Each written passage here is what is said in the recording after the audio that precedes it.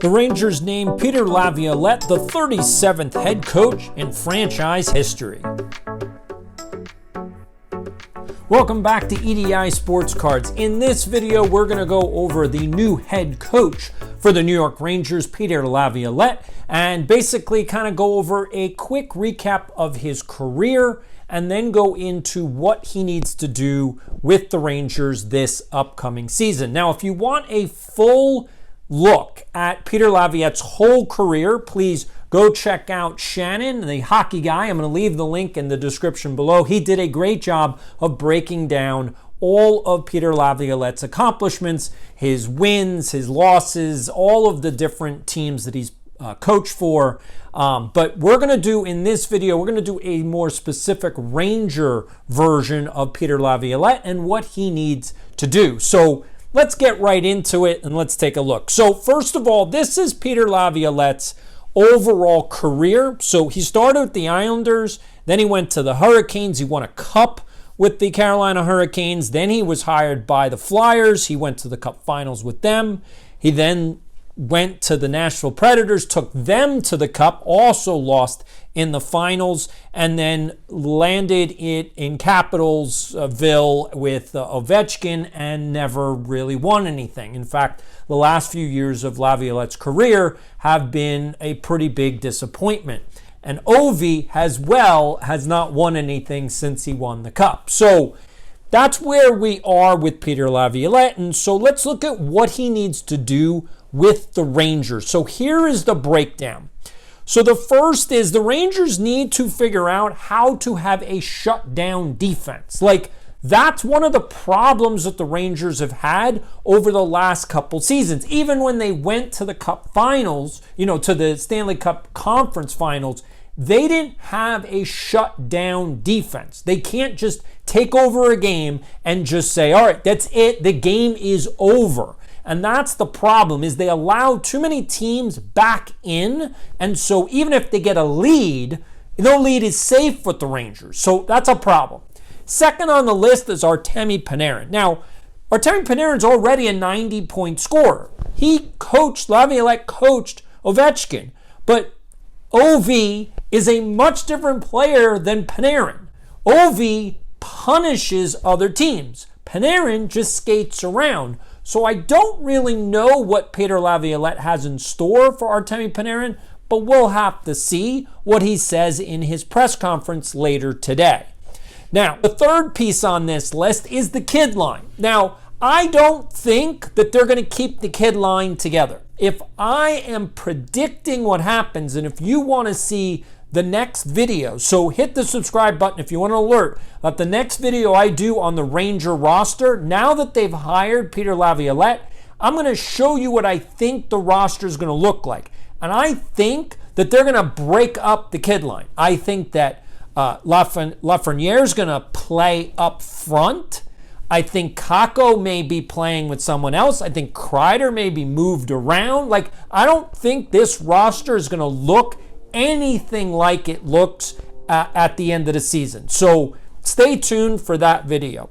Next, Chris Kreider. What is Peter Laviolette going to do with Chris Kreider? Because he scored 52 goals and now he's in the decline. Is he a number one, number two winger?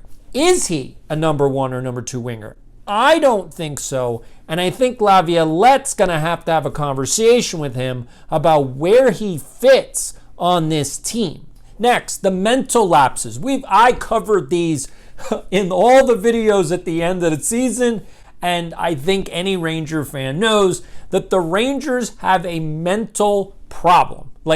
Not like a mental illness issue, but literally they are not psychologically prepared to play 82 games in the season and then go into the playoffs and play like winners. They don't play like winners. They play like they're just happy to be there. Oh, we're playing hockey. That's so nice. And every other team skates around them like the Devils did. They skate around them.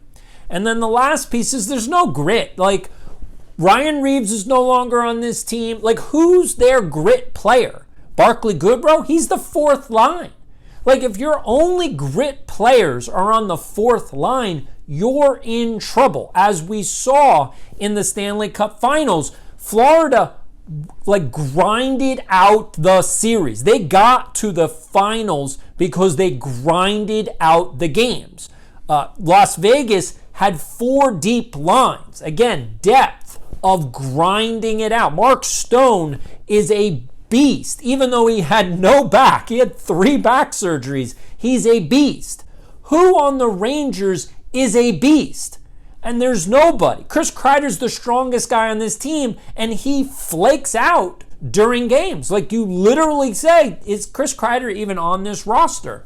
So we've got a real problem with the roster. Now, what does Laviolette need to do coming in as head coach? Now, what do the Rangers need? And so I wanted to go over what the coach's role is on a National Hockey League team. All right, so here's what Laviolette has in store for him. He needs to have structure. So what is the system the Rangers are going to play? I don't know.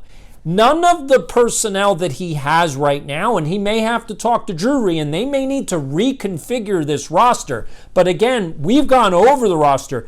You've got half the team has no movement clause. So there's not much you can do to change this roster.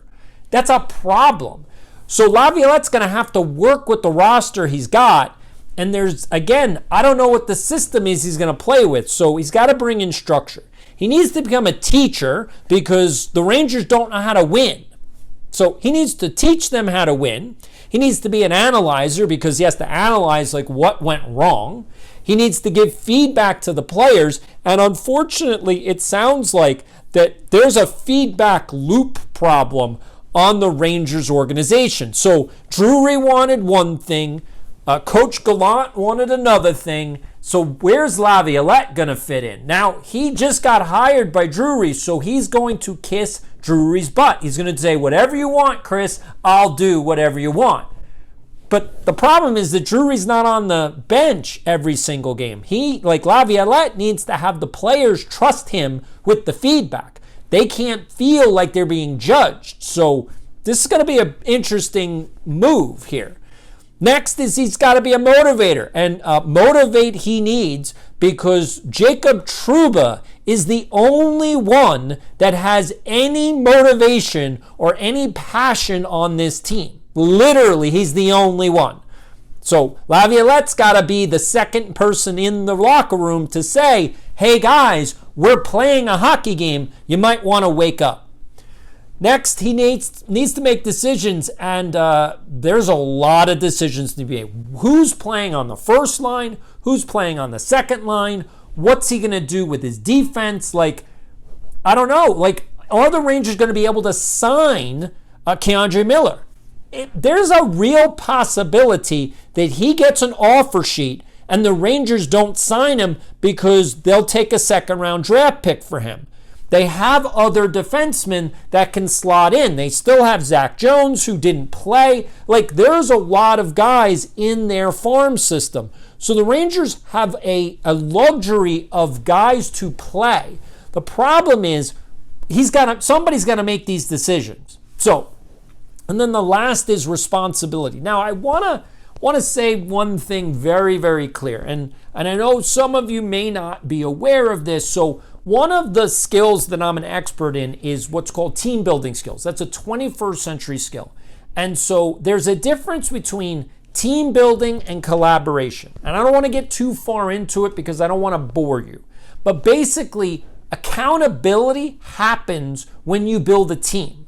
Because on a team, everyone has a role. And if you have a role, then everyone relies on you to perform your role. If you slack off, the team loses. That's what happened to the Rangers in the playoffs this year. Not everyone played to their ability level. They slacked off. And so the team fell apart. So the question is, can Laviolette come in and build this team? Because if you can and everybody knows their role, then you have accountability. Because then if someone doesn't perform, the entire team can look at that player and say, are you okay? Why aren't you playing? So if Panarin decides to, again, disappear, the rest of the team can go to Artemi and say, are you okay? Like, why aren't you playing to your potential? What's going on? And if Zibanejad just stops shooting the puck, somebody can say to Mika, shoot the puck. What are you doing? You're the one with the best shot. Like, you're the sniper on this team. You're supposed to shoot the puck. Now, maybe, I'm just going to say this, it's a huge maybe, but maybe Laviolette's experience with Ovechkin can get inside the head of Zibanejad so that he understands, Mika, you're the star of this team. Okay? Not Panarin, not Kreider, not Fox, and not Igor.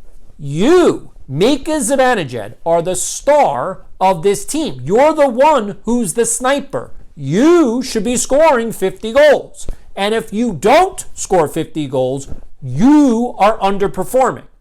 And if Laviolette can get inside the head of Mika Zibanejad and turn him into a 50-goal scorer, I think the Rangers have a real good shot of getting into the playoffs, which I'm going to do another video, so hit the subscribe button so you don't miss that one. But the Rangers have a lot of competition next year for making the playoffs. Forget about a playoff run, but you have the Devils who finished before them this year. You have Carolina who finished before them this year.